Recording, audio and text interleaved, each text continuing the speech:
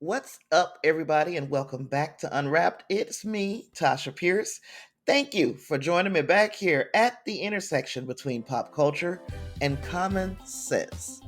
Now, given the fact that this is the holiest holiday of Christianity, I thought I would talk a little to my MAGA Christians, our MAGA Christian friends out there in the U.S.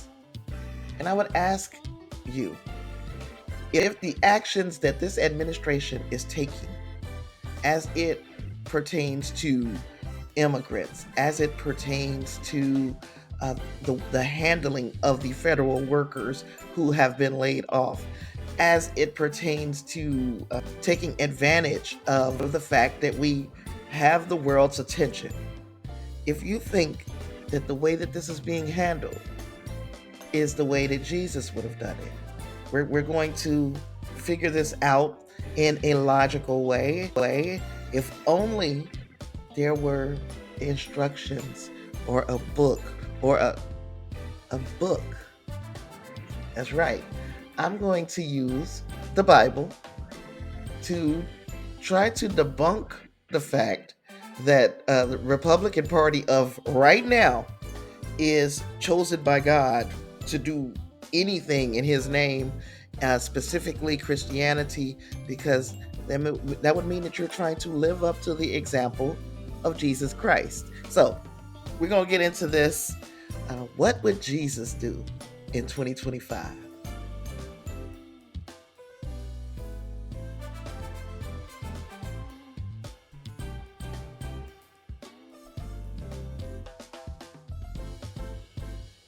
Even though most people nowadays would consider themselves Christians, you would think that they would pull most of their learnings, their teachings, the behaviors that they want to embody, they would pull that from the New Testament. But instead, most people go to the Old Testament and pull out the Ten Commandments, which a great set of rules to live by if you believe in this God. Because the first rule, of course, is to put no other God before him. I digress. These old books from the Old Testament are known as the law. You have the Ten Commandments, but there are also other laws that you had to abide by during that time that would tell you whether or not you were following the God of Abraham, the God of Moses, etc.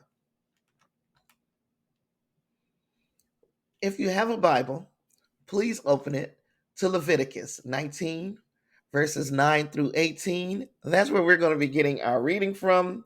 Well, our first reading, anyway. Verse 9 says, "And when ye reap the harvest of your land, thou shalt not wholly reap the corners of thy field, neither shalt thou gather the gatherings or gather the gleanings of thy harvest.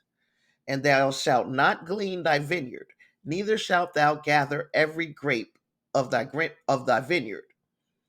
Thou shalt leave them for the poor and stranger. I am the Lord your God." Now, verse 9 of the law says, hey, you pick up, when you're doing your harvest, you pick up everything, but you don't try to pick up stuff that's falling all out your hand. You leave that stuff for who? The poor and the stranger. In this current Christian administration, do you see your government encouraging you to leave food for the poor and the stranger? Because y'all know what a stranger is, right? I mean, besides us being somebody that you don't know, a stranger is also an immigrant, a person in from a different land. And God was ordering his people to feed those immigrants and to feed the poor. And he put his name on that. Okay, so verse 15, carrying on. "Ye shall do no unrighteousness in judgment. Thou shalt not respect the person of the poor, nor honor the person of the mighty." but in righteousness shalt thou judge thy neighbor. Basically, psst, just because they're poor don't mean that you should pity them any more than you should revere the rich. Base your judgment on them on righteousness. Thou shalt not go up and down as a talebearer or a liar among thy people. Neither shalt thou stand against the blood of thy neighbor. I am the Lord. Everything that the law in the Old Testament seems to be aiming at is that a lot of the things that we are seeing happen in this administration should not be happening if these people were truly Christian. Verse 17 says, Thou shalt not hate thy brother in thine heart. Thou shalt in any wise rebuke thy neighbor and not suffer sin upon him. Do not put sin on your neighbor and don't hate them. Don't hate your neighbor. But what we are seeing with this administration is a lot of division, a lot of hatred. Verse 18 goes on, Thou shalt not avenge nor bear any grudge against the children of thy people, but thou shalt love thy neighbor as thyself. I am the Lord. Love thy neighbor as thyself. If you will not do this to yourself, then don't do it to anybody else. That's a lot of rules. And there are far, far more rules in the Old Testament, especially when we get to Genesis, Exodus, Leviticus, Numbers, Deuteronomy. Those books, especially Deuteronomy and Leviticus, they are going to have a lot of words to live by for the Israelites during that time. Okay, but now you're like, well, the law is dead. Jesus came to replace the law, right? Because Jesus sacrificed himself so that you would have an opportunity to live. That's the way the dogma goes. But thou shalt love thy neighbor as thyself. That's a big one. And it kind of seems to sum all the rules up. But let's see what Jesus had to say about that. We're going to go to Matthew chapter 22, verses 34 through 40. 34 through 40. I like this Jesus. I love it when he gets a little snarky. So if this was 2025 Jesus, he would own these Pharisees. The Pharisees, of course, were the ultra religious. We have to prove that we are the upstanding members of society, the Pharisees. When the Pharisees heard that Jesus had left the Sadducees speechless, they met together. They have to conspire, right? Verse 35 says, one of them, a legal expert, tested Jesus. This is why I say I like when Jesus does this, because in verse 36, this Pharisee is trying to get Jesus in a gotcha moment. He says, Teacher, what is the greatest commandment in the law? Now, Jesus probably didn't take much time to think about it. He said, You must love the Lord your God with all your heart, with all your being, and with all your mind. This is the first and greatest commandment. But Jesus gave him a bonus. And that bonus was the second is like it. You must love your neighbor as you love yourself. You must love your neighbor as you love yourself. So it said it in the law, right? In the Old Testament book Leviticus.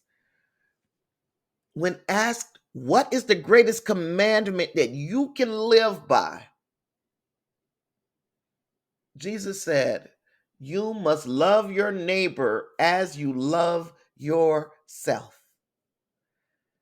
And then Jesus went on, if you believe the lore, Jesus went on and proved that that is the greatest commandment.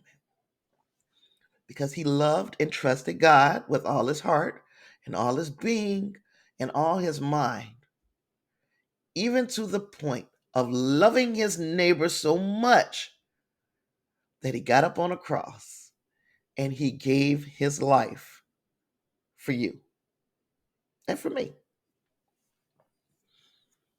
So Jesus said all of the law, all of the prophets depended on these two commandments. You must love the Lord your God with all your heart, with all your being, and all your mind. You must love your neighbor as you love yourself. You do those two things, then you have got it covered as far as following Jesus' teachings. I wonder why. I wonder why they don't want to put these two verses in schools. Love your neighbor as you love yourself. Could it be that you might put yourself between you and a neighbor who is about to come to some harm? Is it because you would have to look at your neighbor and see them as equal to you? You have to ask yourself, why does it have to be the 10 commandments?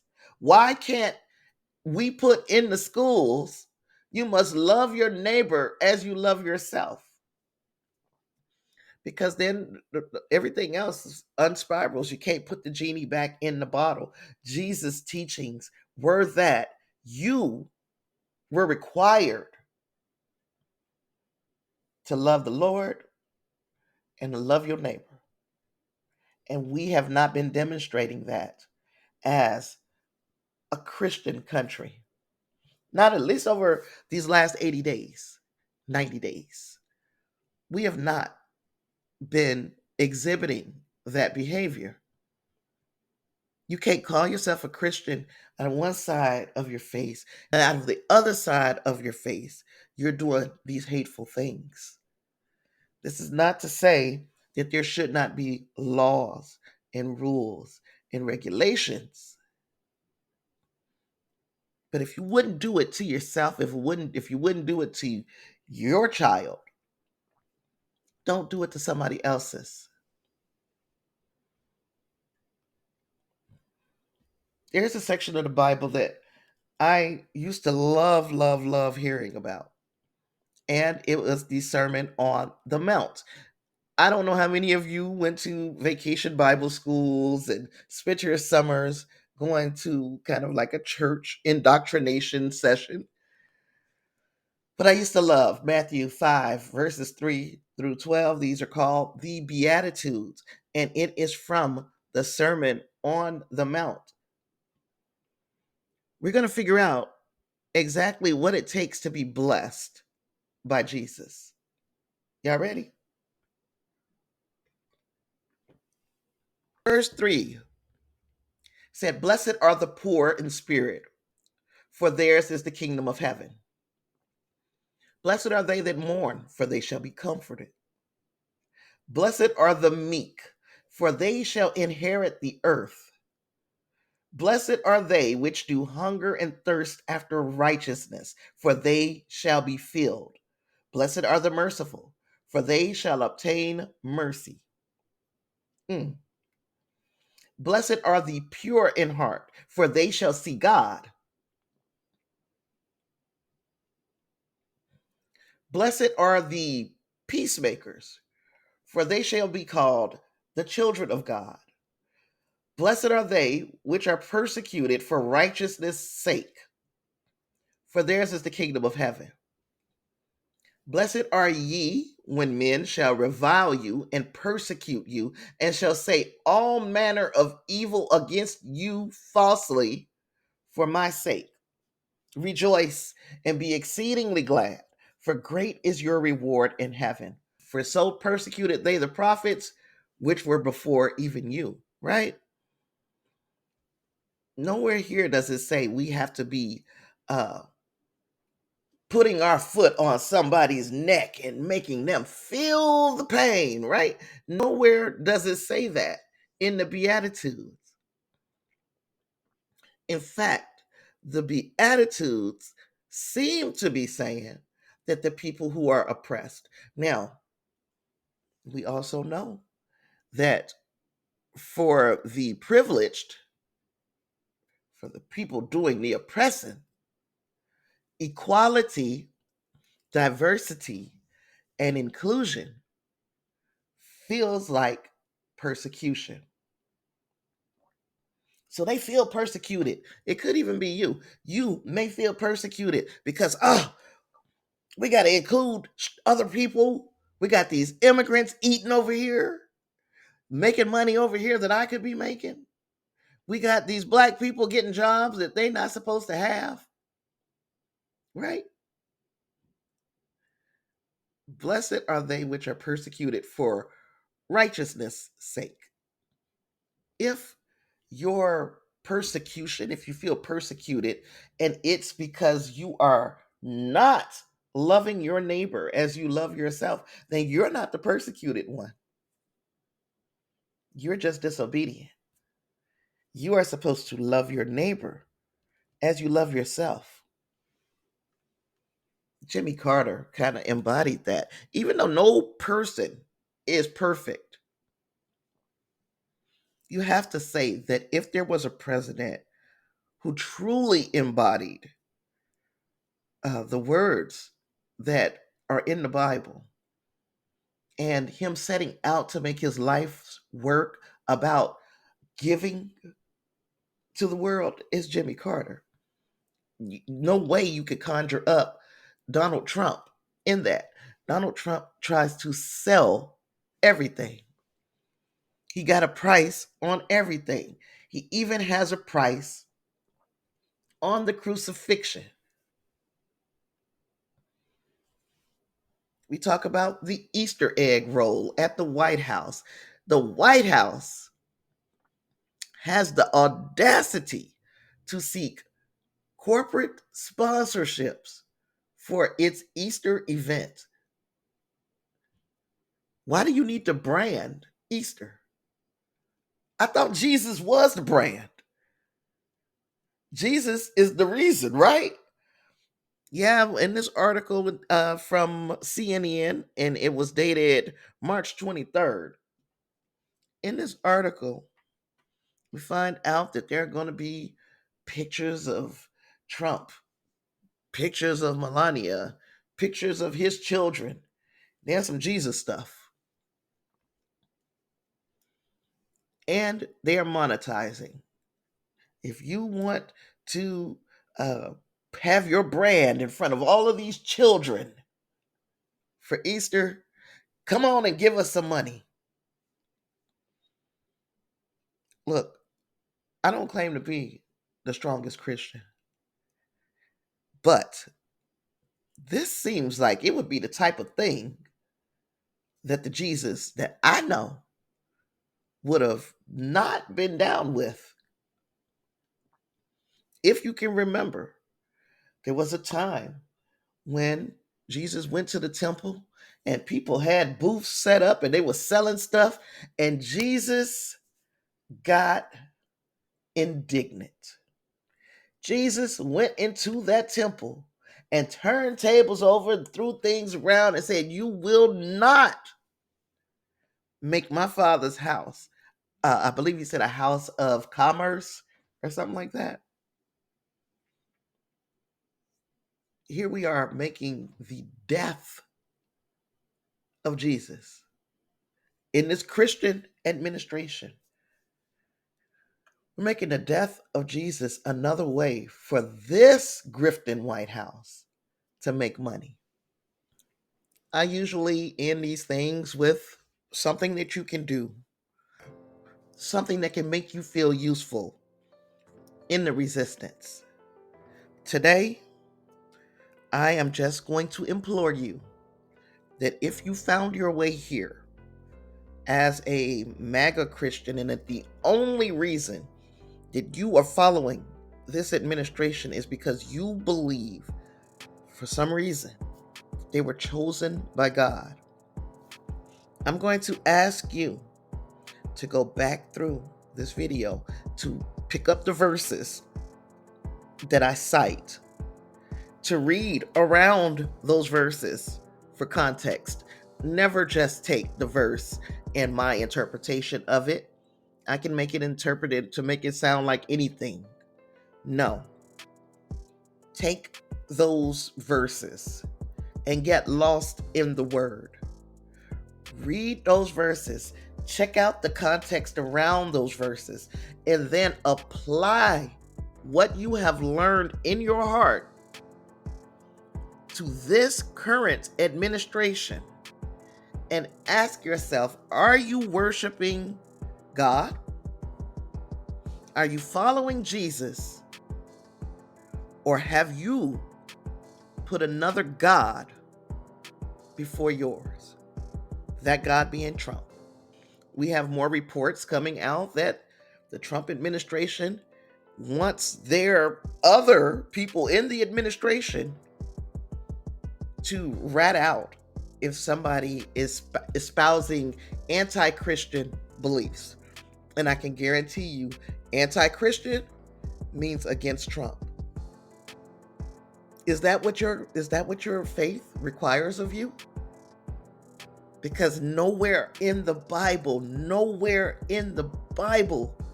does it say that you have to put your faith in one earthly man when you have had the best example in Jesus. Do that for me. And let me know down in the comments what you think. You might not agree with me. You might still see this administration as the chosen administration. And you know what? You are free to believe that. But for the rest of us, we're going to resist. Every click, every share, y'all make us fly. Together we shine brighter than the sky. From shout-outs to comments, we see every word. Y'all the reason Tasha's voice gets heard. Subscribers growing, lighten up the day.